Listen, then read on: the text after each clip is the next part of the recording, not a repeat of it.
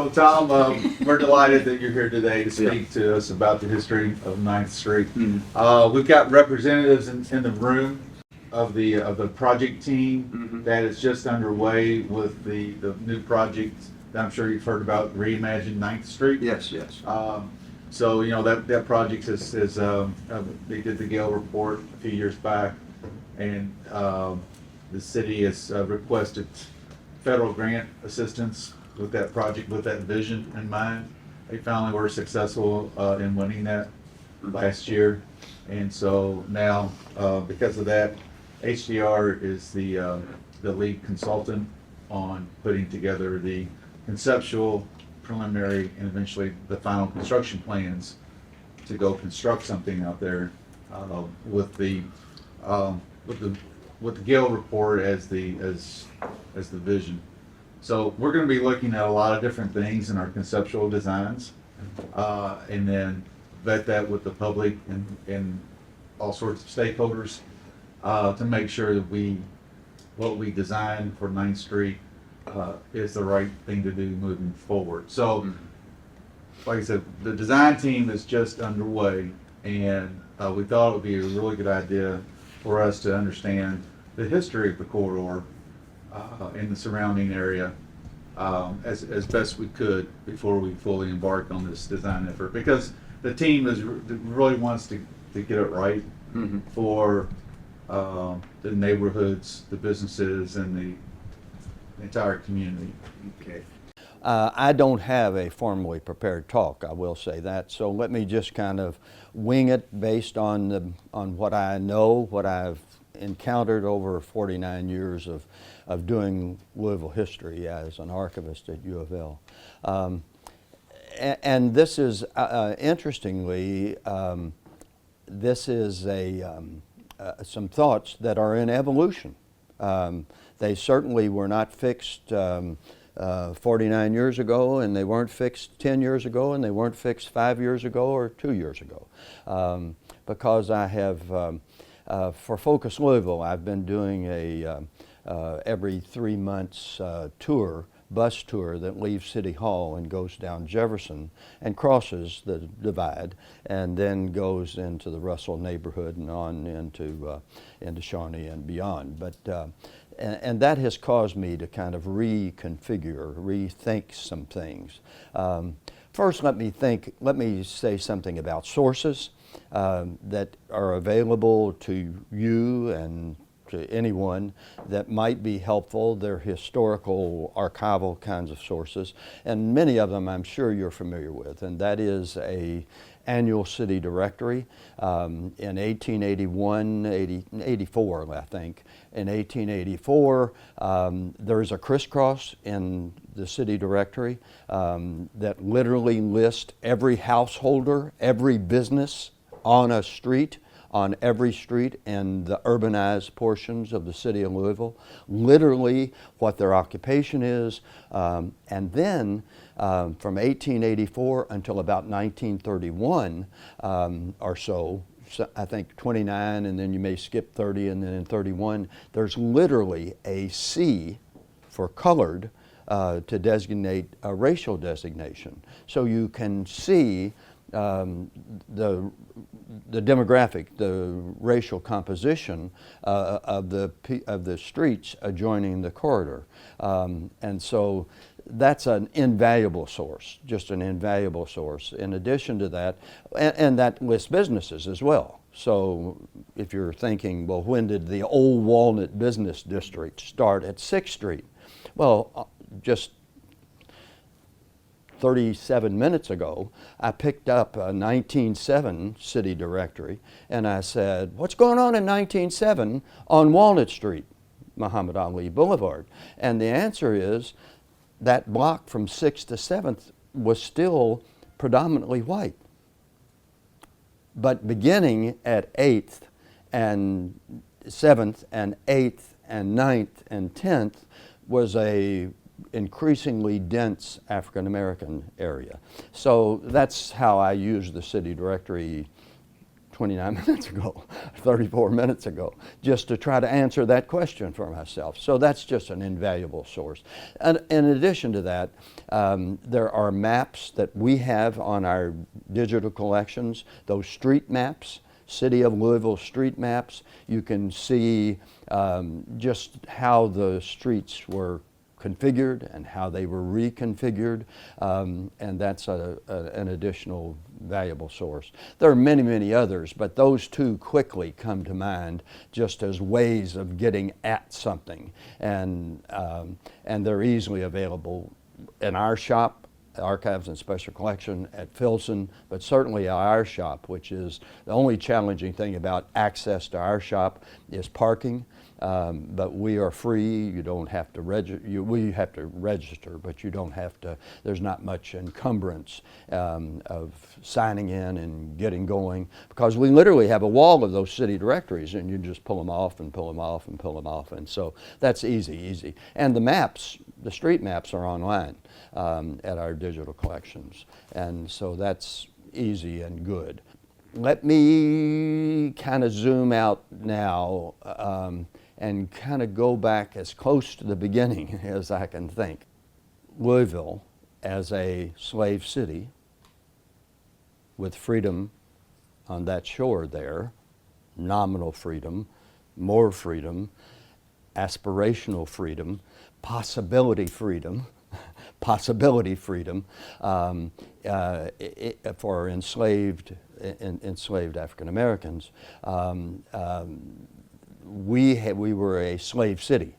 But in the midst of being a slave city, we also had a significant population of free men and women of color. The percentage of that number is eluding me right this second, but let me just kind of struggle at it, and don't write this down because I might be wrong. But I'm thinking that there were at least, it seems to me like the number comes 2,000 men and women of color who couldn't vote, who couldn't testify in court, but they could marry and they could acquire property, and they lived independently, not with a master in a carriage house and a big house on Chestnut Street, but are certainly not on a plantation, sort of plantation thing in rural Jefferson County. But these were African Americans who lived independently, acquired wealth within the system of acquiring wealth with the kind of oppressive system that was involved, but nevertheless, those free men and women of color. So all of this to say that that density of free men and women of color existed, I believe, as I kind of struggle to put this together. And we're talking about 1820s, 30, 40, 50. So we're talking about an early Louisville. That closest thing to a community of freer African Americans was located somewhere, I'm thinking, Muhammad Ali and 9th and 10th. It was on hard scrabble land. Obviously, the better land would not have been accessible. Ownership of property or even rental of property to blacks. And by the way, the free men and women of color were viewed by whites, defender of the system of slavery, seen as a very dangerous and a very unhappy. The whites were not comfortable with this larger population of free men and women of color, as you can imagine, because among other things, they, to the extent that they were willing and able, and certainly there's indication that this occurred, they provided some a place to hide if you were a runaway enslaved person. They helped with papers to get to freedom across the other side of the Ohio River. So they were seen, and you can imagine the white defenders of the system of enslavement saw, even in an exaggerated way, the danger that that population posed. But they were free men and women of color. Now, there's another population of enslaved people that's startling to me. These were people who were in slavery, enslaved, but did not live anywhere near the person that owned them, the white that owned them. They worked in a downtown business and might have had a pad in the back of the business, or they worked down on the wharf, and they were not. Were they enslaved? And would their fingernails be pulled out if they fled and got caught, or worse, or worse? But they did not, and so the whole system was based on terrorism, of course. I mean, why didn't all the enslaved Kentuckians run over there and head for Toronto? Well, some did, but most didn't, because there were bounty hunters in the North, for instance, that would bring your ass back, bring you back, and it was not good. I can't exaggerate that. I mean, you don't exaggerate that. It wasn't good. So the system was contained, more or less, by this system of oppression and terrorism. Now, but these workers worked, and when they got paid on Saturday night, where'd their salary go? To the owner. So it was a contract system where the wages went to the owner. And so that's another aspect of the density. And I am sure there were some of those, I don't know this specifically and I can't cite a name, but I'm pretty confident that that you can find some of that same population in a zone of African American residents west of 9th Street. Free men and women of color, and the word indentured was not used. Indentured tended to be used for white, but contract labor, enslaved people who were contracted for labor. And I'm sure that that's part of this west of 9th Street story. Now, here's the most startling thing to me. I have a feeling that over the 1860s, Civil War, 1870s, 1880s, that the African American population grew certainly in West downtown, as it also did in some hardscrabble areas east of downtown. But I strongly believe that population grew in west of 9th Street. I have a feeling that the African American residents were along alleyways, in the carriage houses of larger houses in the back, and on the side streets off of the major east and west and north and south corridors. I want to make sure I just said that clearly. That growing zone of African American residents west of 9th Street initially did not live on the main drags. Now here's why I say that. And this is part of the evolution of newer kind of thinking on my part. When you look at the churches from 7th Street west, in the very zone that we're talking about, 9th and Chestnut, 7th and Chestnut, those were created, startlingly to me, as white churches. Those were built as white churches. And that is startling to me. In addition to that, wrapping around toward the north, west of 9th, in the Russell neighborhood, moving westward on Jefferson, moving westward on Market. That area in 1910 is predominantly, overwhelmingly white. The black churches now at 13th were built as white churches. I can see the transitioning racially of the northern sector of the Russell neighborhood, along Jefferson, along Market. I can see that changing beginning in the 1920s, 30s, 40s, and 50s. You see what I'm saying? And that's startling to me because my simple brain says west of 9th, historically black. And I just don't think that is the simple answer, the simple description. I think it is more nuanced, more complex, and more evolutionary. Now, just expanding on that briefly. White flight, 1950s, 1960s, 1970s, 1980s, 1990s. White flight is nothing new. White flight has always been, unless there is a smaller enclave of African American residents that is managed, carriage houses in the rear of Cherokee Road, for instance, were there blacks living on Cherokee Road in the Highlands? Of course there were. Where'd they live?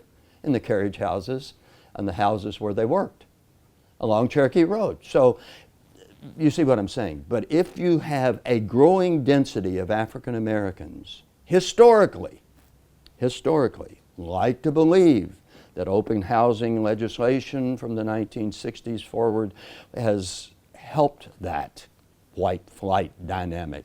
But it was real historically going back. And so as the density of African Americans in the Russell neighborhood, west of 9th Street, west of 6th Street, west of 7th Street, west of 8th Street, 8th Street, then you're going to see that fleeing of whites from those otherwise fairly predictable zones of white residents. And I think that is true in this area that we're talking about. Now, west of 9th, number one, okay, now let me shift here. Let me think about street configuration. Roy Wilkins Boulevard is a modern, imagined, by any historical standard, recent, as you well know, development.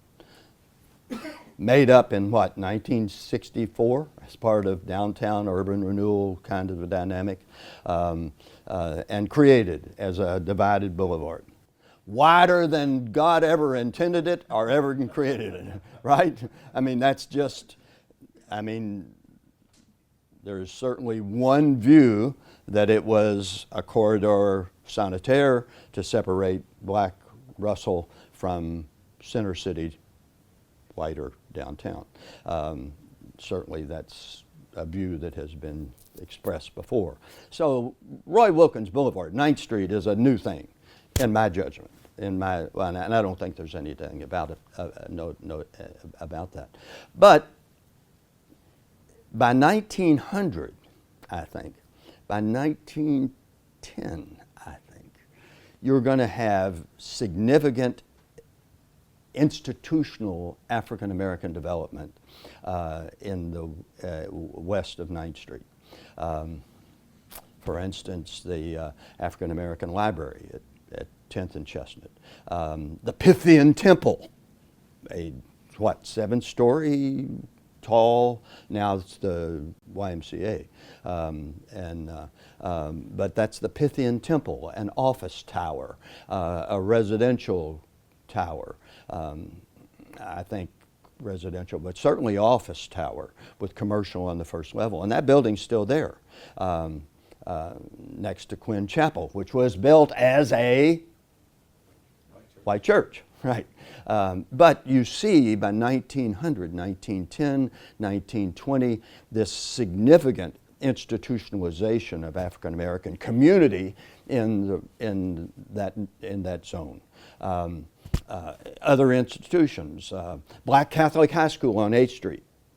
There's a marker there. Existed 1920 to 1950. Black Catholic High School. the black church at at 11th and Broadway, built as a African American Catholic congregation. St. Augustine, right? So you're seeing this old, elegant white residences turned into a home for orphaned African American girls during the hard line of Jim Crow segregation. Old people's homes in old white mansions on Chestnut Street and Muhammad Ali. You're going to see those kinds of institutionalization of African American community there.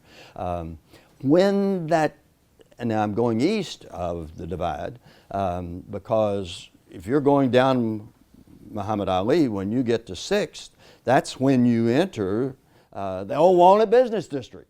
So by 1910, 1905, 1910, 1920, you clearly have the building of the entrance to a segregated black business district with businesses fronted by blacks, retail, nightclubs, owned by blacks, and some whites continuing to operate a dry goods store. And that beginning at 6th Street, you have 2 banks before the Depression killed them. You have multiple insurance companies. You have 2 movie theaters. You have, beginning at 6th Street, you have coffee shops and donut shops and nightclubs and all of that. There is a dense, by 1920, I think, certainly by 1930, there is a dense open door to the black community in west of downtown beginning at 6th Street. And that's clear.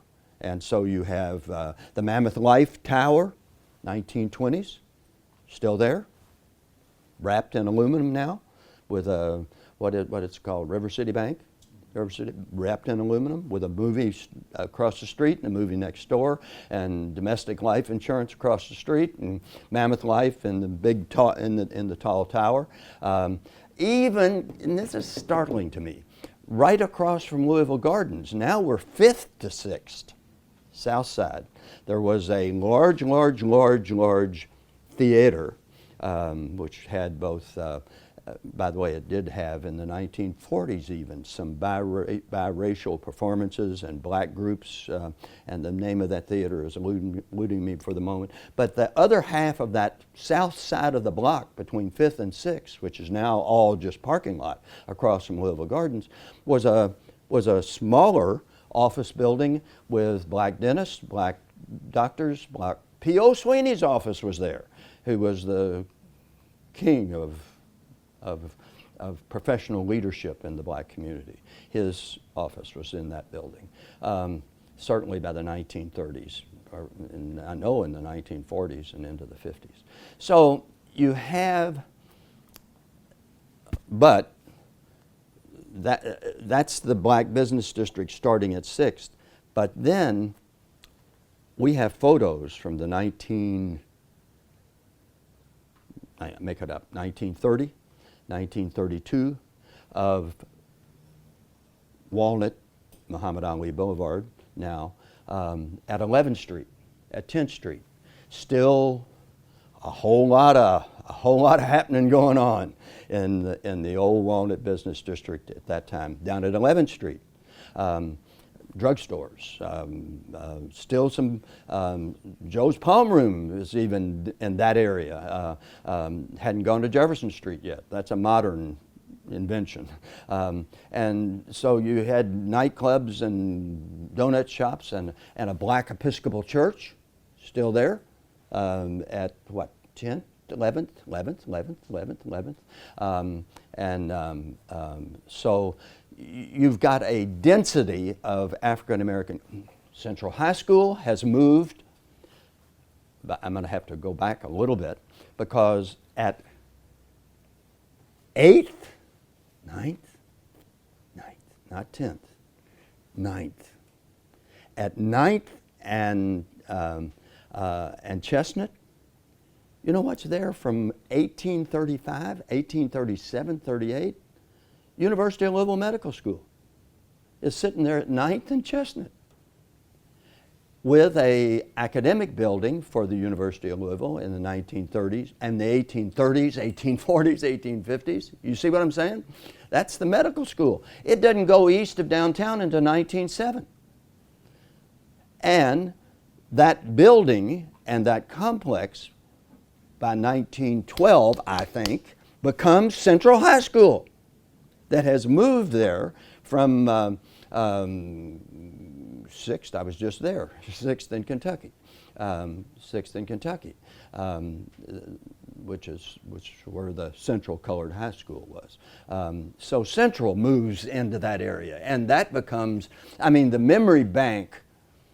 Now you have to be my age to remember 1954, and there ain't that many people left that remember 1954 as teenagers. You see what I'm saying?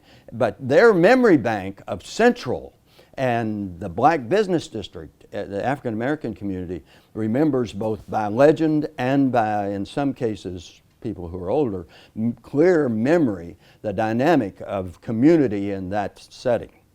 Now, there are going to be 2 seasons of wiping the slate clean in that zone.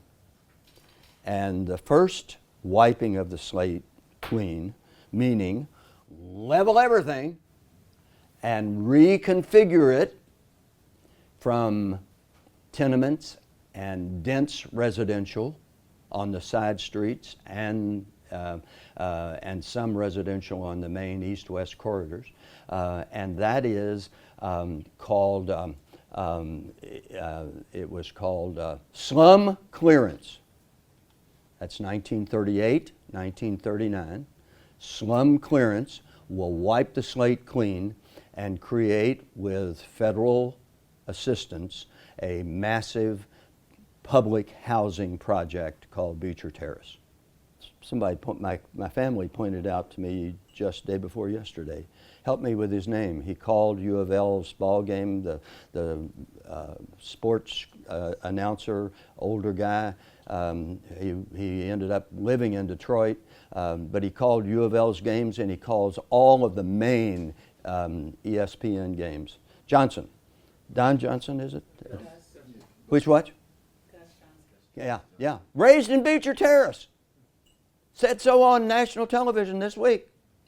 With his own, raised in Beecher Terrace in the slum clearance project of 1938, 1939, which of course has, for its third reconfiguring, second reconfiguring, is now being totally redeveloped. But that's Beecher Terrace. Then comes, and the name across to the south, and that's 1958, I think. Don't hold me to all these, because I'm not coming off a prepared text here. You understand that? But that feels like 1958 to me, and that's part of essentially an urban renewal. And help me with the name of it. It's had 2 names. Place. It's south across Muhammad Ali from Beecher Terrace. Dense housing, lower income housing between Broadway almost and Muhammad Ali. That's 1957, 58, 59, maybe even into the 60s. Very controversial, as I recall, because of some kind of funding mechanism that was associated with it, and I'm not sure exactly what that is. But that's still very alive and very vital. But that was, again, leveling everything that was, including the public bathhouse for African Americans during segregation. There were 3 others for whites, but it set, as I recall, something like 10th and West Street in that very area that I'm describing. Where does it start? It starts, the complex I'm describing faces the divide on the west side. The other major developments are all urban renewal and federal initiatives, and that is high-rise density residence at above the offices of public housing at Muhammad Ali Boulevard and, what do you think, 8th, I guess, 8th maybe, and then across the street, Blanton Tower. That's black fraternity. Got the funding mechanism for that, and sure that it was part of a federal initiative. So that's additional change. With two churches surviving, with the library surviving, and the Pythian Tower surviving, and the Episcopal Church, so 3 churches that survived, and I think that's about it. I can't think of, certainly until you get to Jefferson, yeah, and yeah, so anything south of Jefferson was massively urban renewalized, except Beecher Terrace, which came along with a reconfiguring just now, but it had been reconfigured in 38, 39, 40, yeah. Streets in Beecher Terrace were named for white and black leaders, and a few of the streets in reconfiguration, the current reconfiguration, still survive. Why Beecher Terrace? Because the name for that white brother and sister. He was a anti-slavery preacher and racial justice white preacher in the North, and his sister wrote Uncle Tom's Cabin, which became the treatise that solidified anti-slavery sentiment in the North. And so that's how it got to be named Beecher Terrace. But the streets, I think there's still a Wilberforce Street there, who was actually a white Brit, but there are also other streets named for African Americans still surviving in the reconfigured, reconfigured Beecher Terrace. Let me kind of summarize and might see one other little pocket to develop. I began with what I saw as the earliest black residents in an enclave of free men and women of color, very early in what was considered hardscrabble land. And what I mean by hardscrabble, did not drain well, was not sewered, that's why they were able to live there, and how they were considered as an animus, as a frightening that community. They were joined by contract black enslaved laborers and others that worked but gave their salaries to owners, and then so that's the kind of beginning. And then I talked about how certainly there's an evolution of black density throughout the Russell neighborhood west of 9th Street, with a commercial corridor and residential corridor even going east of 9th Street. For instance, I remember black tenements on 8th Street in 1957, 54. So you had black residents going all the way. And one other aspect of the church thing, by the way, which is white churches, and certainly beginning in what we now think of as predominantly African American, the Russell neighborhood, those white churches were all the way through the Russell neighborhood, both North Zone and South Zone. But there were also black churches downtown. I mean, until late 40s at least, I think. The Calvary Baptist Church was at 6th, at 5th and Broadway, just on 5th Street south of Broadway. Or there was a black church on Center Street, which is now called Armory, right over there. So there were a few black churches in what would have been considered the white dominated central business district. But you find them moving into predominantly white, previously white churches in the Russell neighborhood. Okay, let me kind of pause and let you maybe pick my brain a little bit, and I might have provoked the thought for you, and see what you can do.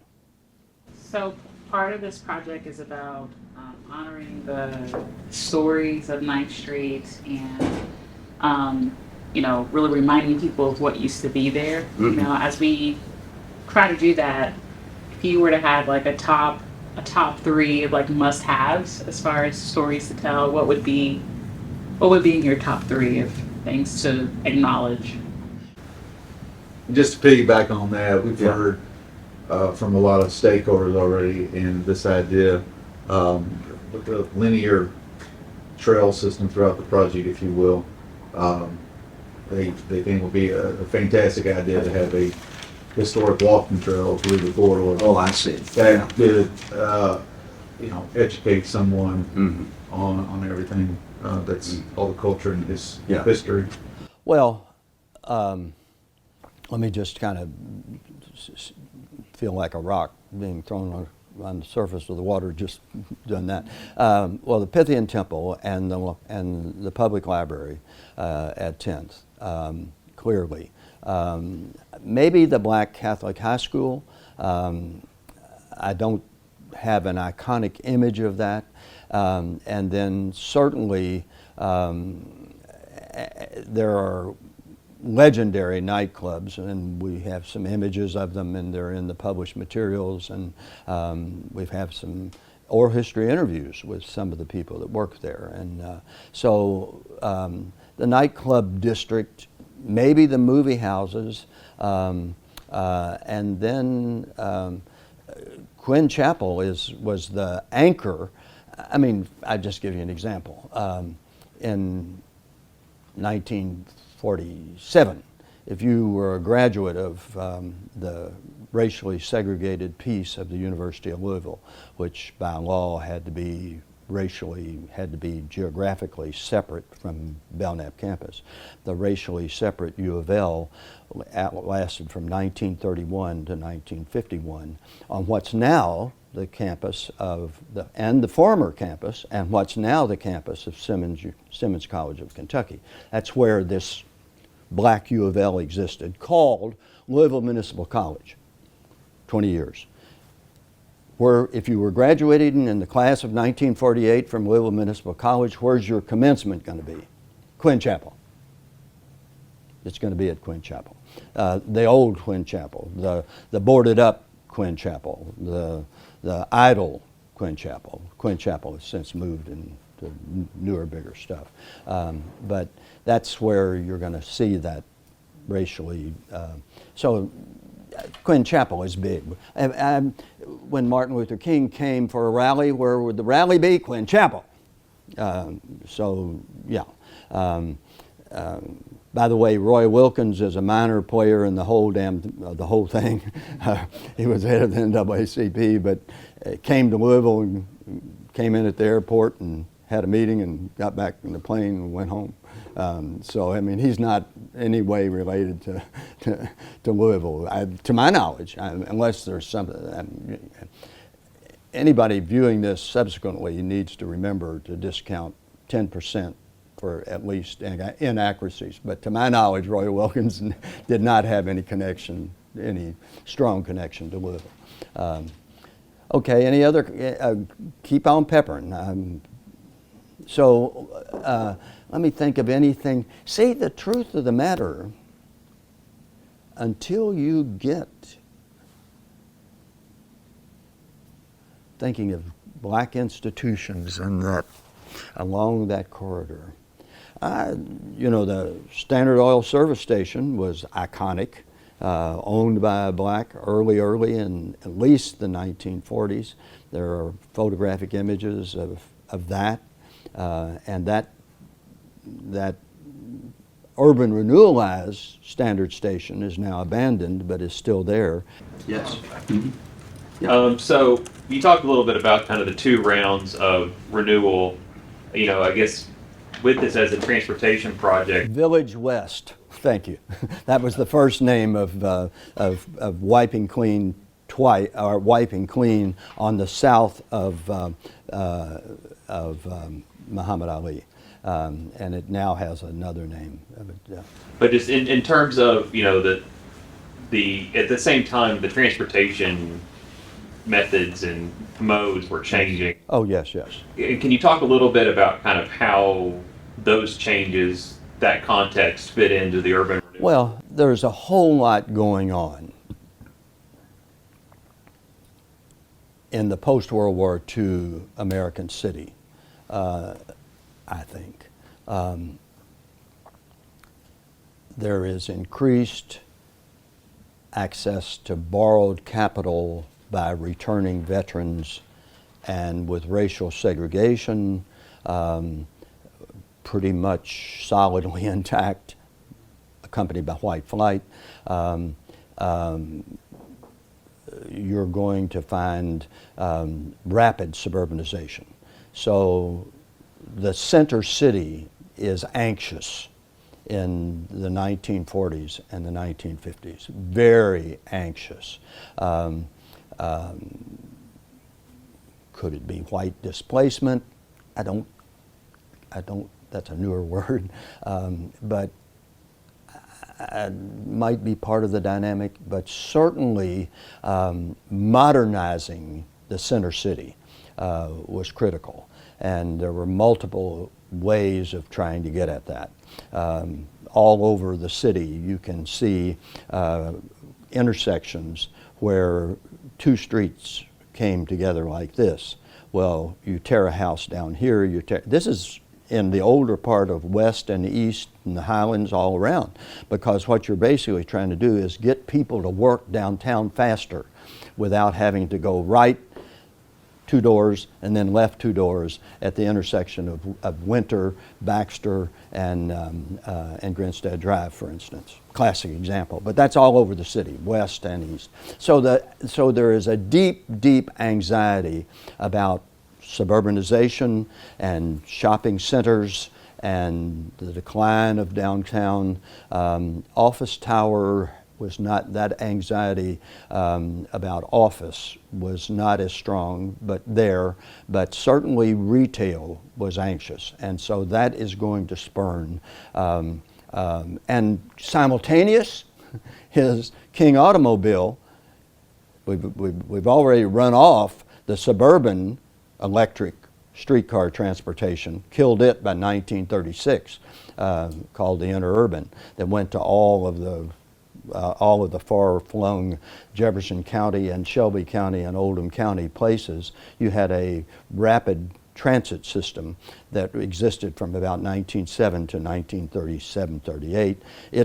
It's plain dead by 1938. And then in the post-World War II era, then you have the domination of suburbanization and personal automobiles. So that means there's going to be a decline, a significant decline, beginning in the late 40s, 50s, and into the 60s, and continuing to this day, a decline in the necessity of public transportation.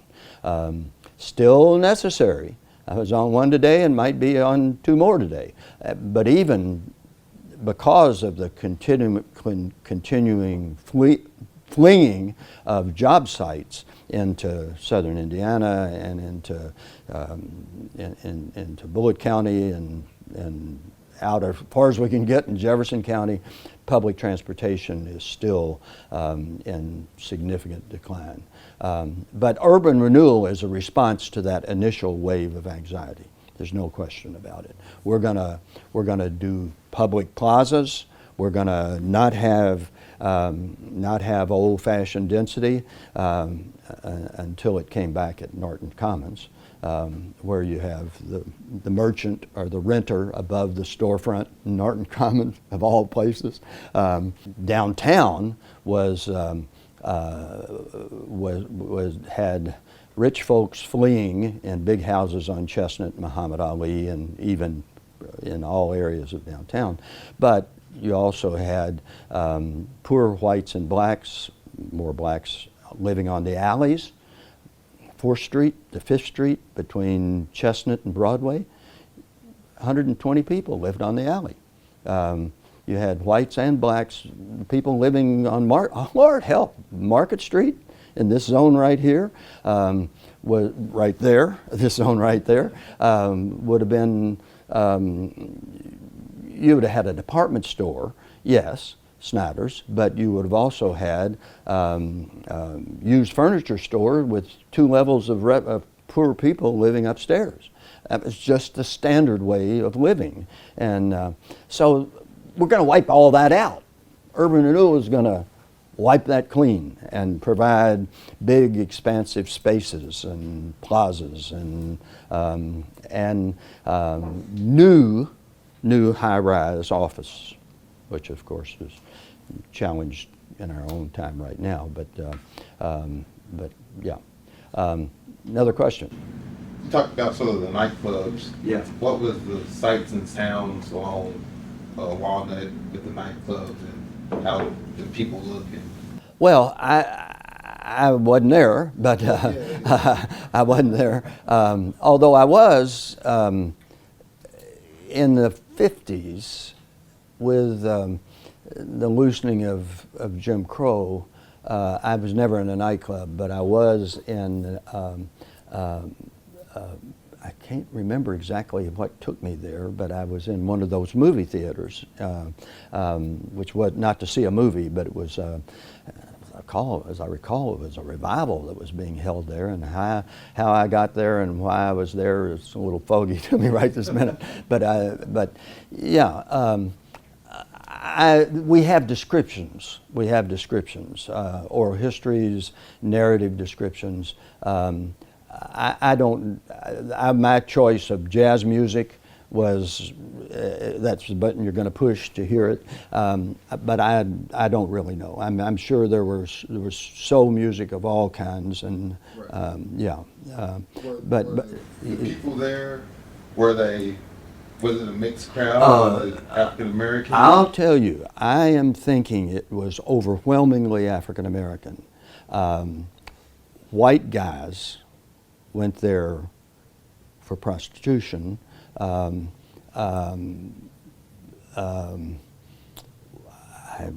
this is a 1920 memory. A white guy who was a runner for a bookie, who was surely white, but he was running. He was taking bets at houses of prostitution. I presumably predominantly black women, but I'm not sure. Could have been very easily white and black. Very easily white and black, I think. So I think it's overwhelming, and I think now this is the romanticizing of a white guy, but I think it was dressed up. I mean, I think there was, and we're going to have some crime there. Believe me, you're going to have some crime there, and there's going to be a little bit of hands off on white enforcement, I think. But I think my sense is that if I were going out on a Saturday night with my lady, I'd want to dress up to go to Walnut Street. Yeah, that's my sense. But I wasn't there. So As far as the businesses along Walnut Street, after the renewal, do you know what happened to them? Were they relocated? Were they just closed? They got wiped clean, and see, that's what's going on. Some went west. As, by the way, now this is a comment that I don't have the demographic confirmation of this, but the west end of Louisville, however you want to construe it, starting at 6th or starting at 18th Dixie Highway. The west end of Louisville, in my guess, was 58 to 61% white, with significant zones of African American residents in Russell, in Black Parkland, but Parkland was, I was raised there until I was 13. Parkland was 99.99% white, guarantee you. With a white business district that blacks came into and through, but had a separate black business district down at 36th Street and Virginia Dumenil. So we now think, except for the surviving white population in the Portland neighborhood, we think of the West End as overwhelmingly black. But I think it was very likely 58 to 61% white. The West End was, but that's just the dynamic of that flight from actually the post-World War II era forward. And I watched it as a child. There would be I'm just trying to think of a street, Hemlock. I watched Hemlock go black. I watched, there'd be a black family move, and then lo and behold, 5 years later, it would be a block that was black rather than white. Yeah, but I got off the topic, got off your question. But yes, I think my sense, and part of that is influenced by, the guy I interviewed from Indianapolis, who was in his 90s, he thought it was pretty easy for a 17-year-old to go in a bar on Walnut Street and get served. That was, at least his experience was that was pretty easy. And I think that was partly law enforcement. I just think there was a sense, a little bit of a hands-off. But I think the cops generally, I think Louisville has a culture of spasmodic illegal activity, seasons of spasmodic illegal activity, as in open city. I mean, in the 70s, our local newspaper called us an open city. That would be illegal gambling and illegal slots and illegal prostitution and what? There was, yeah. No, I won't go down that road. Yeah. Yeah. As part of this project, we're also going to be converting Homily and Chestnut back into the two-way configurations that they once were. Yeah. And I think from our research, we think that those conversions were done to one-way streets around that same time of urban. Yes, that's part of the same dynamic of moving people quickly, and that certainly added to the decline. By the way, you asked the question about where did the businesses go. Some went to Parkland, as Parkland was becoming increasingly black, especially in the 60s, and then after 1968, stridently so.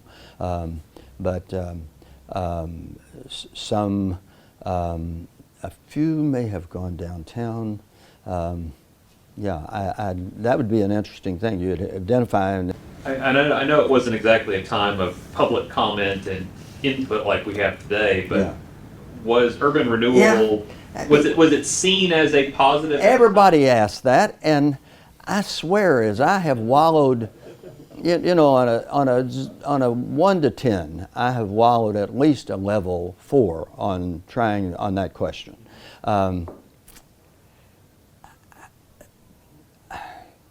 I don't sense that there were the preservation movement was non-existent. Modernity, cleaning things up, scraping things clean was more broadly acceptable as progress. A sense that we were going to lose something if we lost residential commercial density in the same sectors. Nobody thought that. That's a new thought. That's a Norton Comets thought. So I just don't sense there were voices in the black community, certainly in the white community, it was all progress. I don't Now, there were a few voices that said, but Russell we're not talking about it, except 9th Street was also designed to move truck traffic toward the interstate. So in that sense, it's an expressway, but you didn't have interstates. There were a few voices in the 40s and the 50s talking about the decimation of neighborhoods with interstates dividing them, but that didn't happen except to the extent that 9th Street corridor was a expressway, but a limited expressway. Okay, Well, anything Tom, else? we really appreciate Yes, you coming indeed. by today. It's Yeah. been very informative. Thank you Hope very this was much. useful.